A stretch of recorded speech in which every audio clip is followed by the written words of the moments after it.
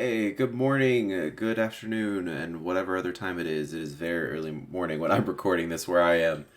I am Coach Thumper, and today one of the uploads that I'm gonna make is I wanted to make a short video over kind of what a lot of the meanings of things were, but also I wanted to go over kind of some basics of the game as far as what people say and things like that maybe wasn't ever explained to you or anything like that. So words like meta, for example, or care, or rushdown, which is fairly self-explanatory. Words like these where maybe like it's not the most obvious, what dive is, you know, it's not the most obvious what these things are. Um, and so I just wanted to do a quick video over kind of what these meant. So I think I'm going to start with meta because I think probably this is one of the most common concepts in the game of Overwatch. And really, this is not an Overwatch concept. This is more of an esports or even just a video game concept. There's is an acronym actually. It can stand for a few different things. So the first word is most, and then tools, and then available. Now, whether this E word is most effective or most, I use effective. Some people use efficient. It doesn't really matter. Efficient, I can kind of spell. I don't even know if that's right, if I'm being honest. Whatever. So this is what meta means: most effective or efficient tools available. Essentially, it's picking the best hero composition for the situation that you're in or for the situation overall. For example, meta right now is Ryan or Winston, depends. Depends on map mostly. Diva. This can sometimes be Zarya as well. It's almost entirely Diva though. Sombra, Reaper, Moira, and Lucio. And really what this is they compiled heroes in which combined these 6 heroes do a lot. So we need the Lucio for speed so that we can get our Reaper in and out of positions that he wants to be in. We need Moira over Ana because she has survivability. That's literally it, by the way, for Moira. Otherwise, Ana actually is a better kit. Survivability. Spelling is going to be my downfall. Reaper's damage, I mean, sheer and simple. Kind of maneuverability as well, but mostly damage. Sombra should be self-explanatory. It's for EMP and hack, mostly EMP though. Diva's for the DM, specifically the DM of like Reaper ult, or to get anyone in and out of trouble. And then Winston is for space, essentially. Okay, and to combine, it's like, okay, well, Winston, kind of Ryan, but mostly Winston. Winston's kind of the best at making space right now. His shield is particularly good right now. He moves relatively quickly. Lucio gets Reaper in and out of damage. He's the best counter to like a lot of these other tanks. DM's always been better than Zarya Bubbles, although Zarya puts out a little bit better damage on the high end. Sombra's always going to be amazing as long as these two things exist, which they have to. That's literally her whole kit. Moira is only for survivability because how is an Ana supposed to survive against a Sombra, Reaper, and dive tanks, right? Like, it doesn't really work. And then Lucio's speed is the whole reason. It's also the reason Brig's not really viable. So that's what meta means, essentially. So we got meta out of the way. Another one that you probably hear a lot, and is probably the most misunderstood concept in the entire game of Overwatch, is space. Well, okay, what does space mean? Okay, space means that if this is, like, don't take a specific Overwatch map, but if this is the map, right? Space means that there is an area that your team feels comfortable occupying, that they don't feel like they're immediately going to get overwhelmed. So if you control, for example, if you're blue team, if you control this space, it basically means you can stand anywhere in this space and you feel like you can do things, okay? or you're not immediately going to get punished for being there or something along those lines.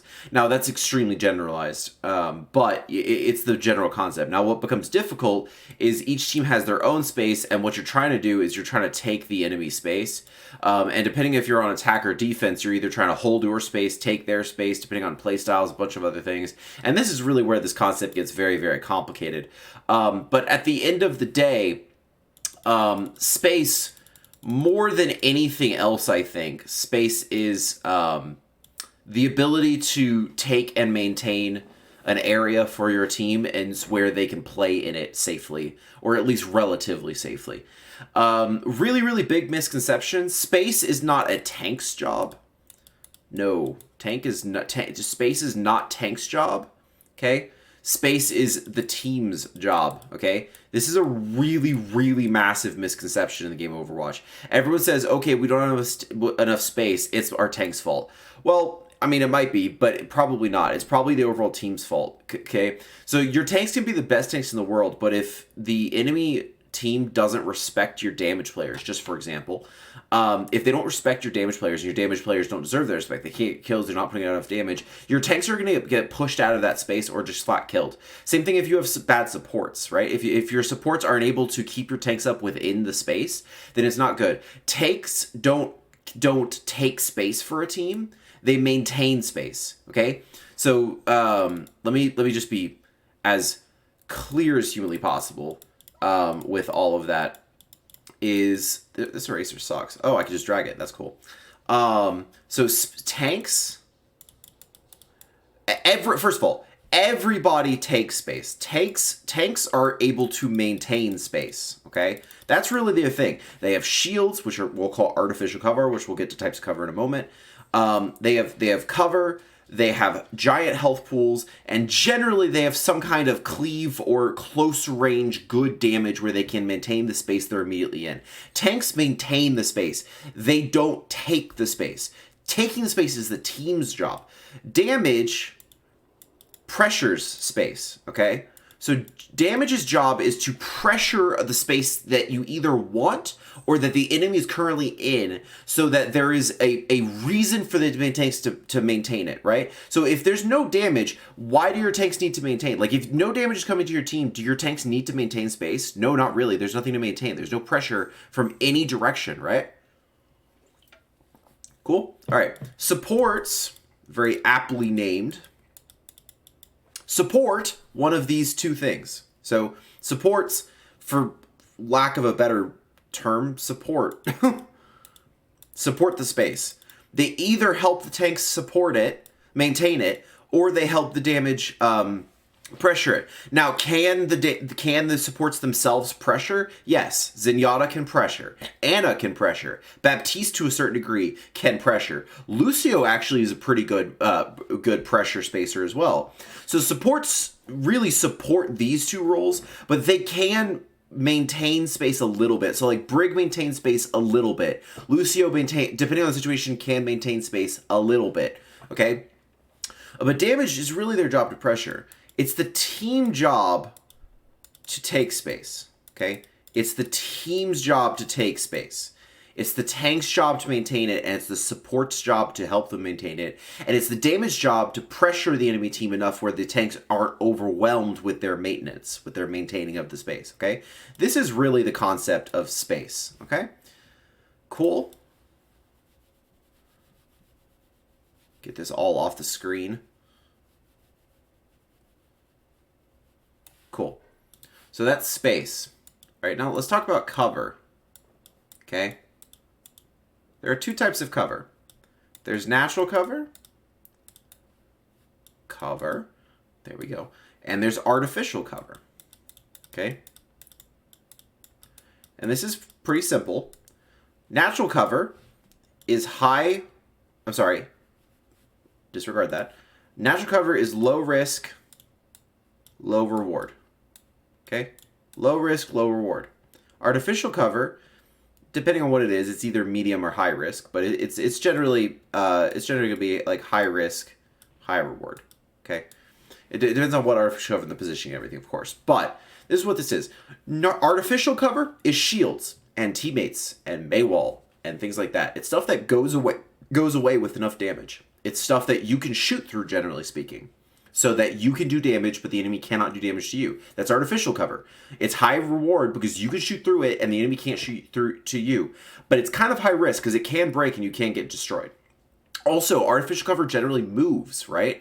It, like Rhine Shield moves, DM moves, Bubbles can move.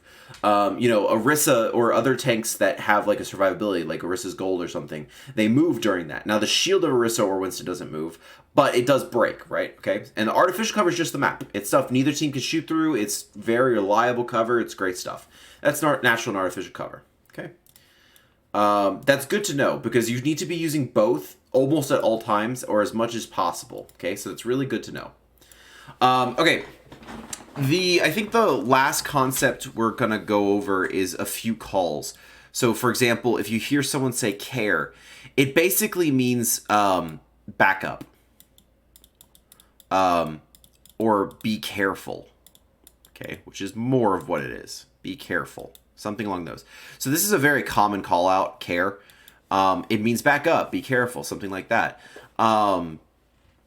Same thing with like dive.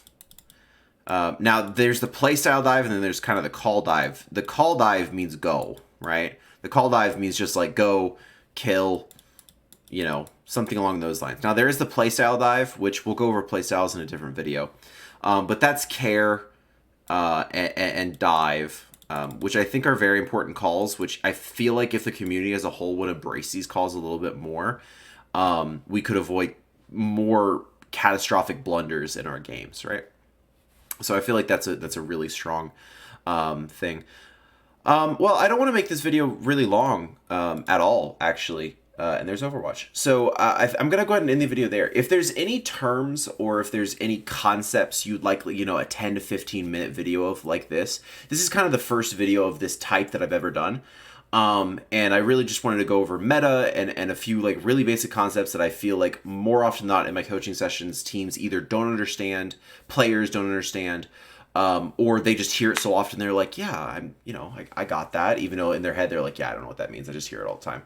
All right, I just want to go over that kind of a thing. So if leave in comments if you have any questions, if there's anything you'd like me to go over in a future video.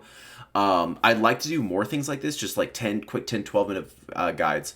So let me know, and I hope you guys enjoyed it. So have a good day, be nice to each other, and I'll see you guys in the next video.